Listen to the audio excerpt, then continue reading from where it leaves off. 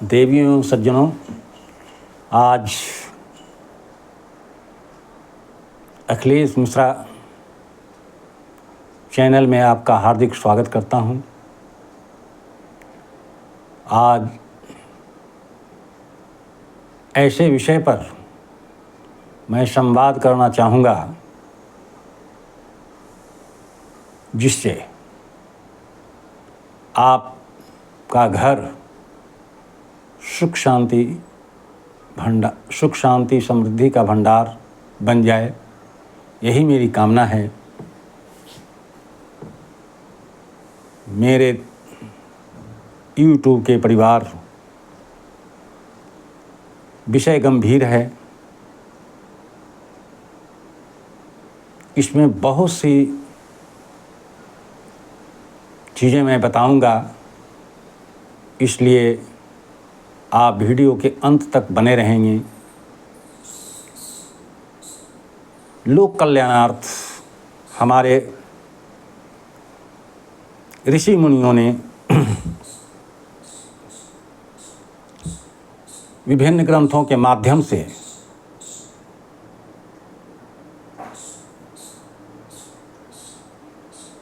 लोक कल्याणार्थ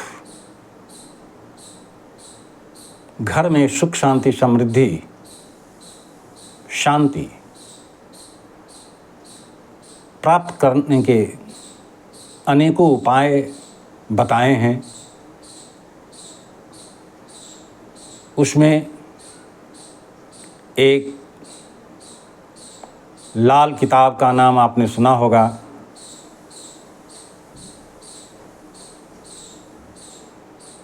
ऐसा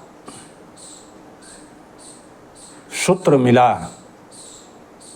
जिसे आप लोगों के समक्ष प्रस्तुत कर रहा हूं,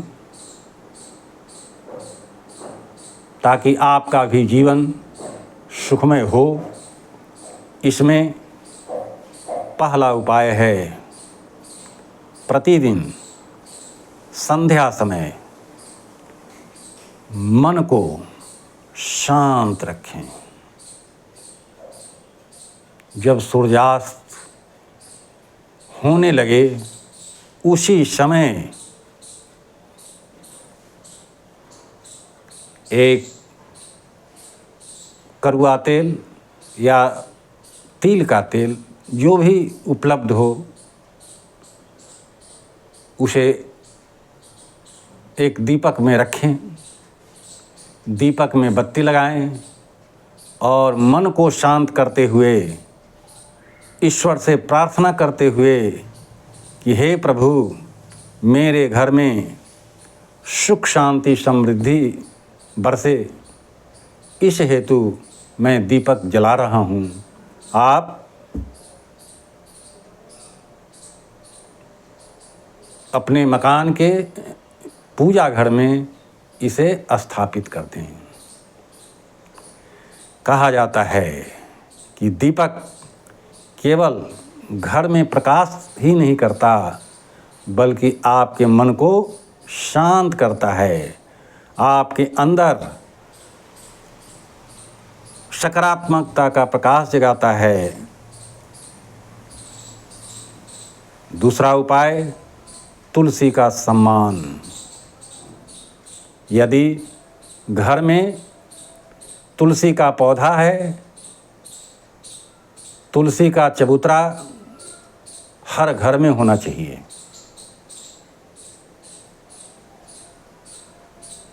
तुलसी को शास्त्रों में महारानी कहा गया है। तुलसी महारानी कहा जाता है।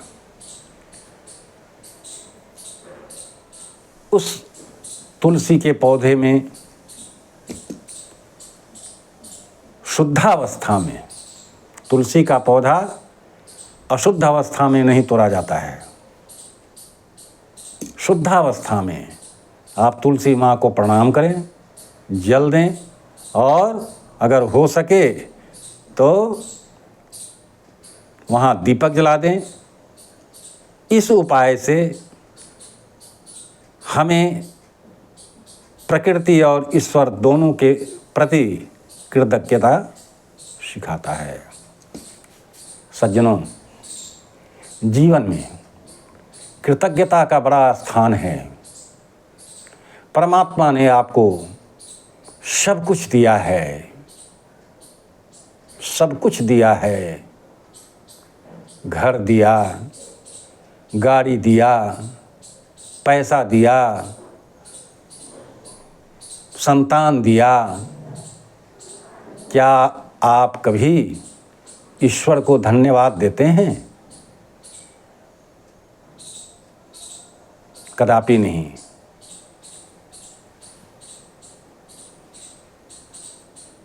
इसलिए जिस प्रभु ने आपको ये सब दिया, उसके प्रति, परमात्मा के प्रति कृतज्ञता अर्पित करें। प्रातःकाल जैसे ही आपकी नींद खुले तो प्रभु से पहला कृतज्ञता का भाव रखिए कि हे प्रभु, मैं आपको धन्यवाद देता हूँ आज का दिन देखने के लिए। आप बहुत भाग्यशाली हैं कि आपको परमात्मा ने अमृत बेला देखने का मौका मिला। आप परमात्मा को धन्यवाद दें कि हे प्रभु, मेरे पास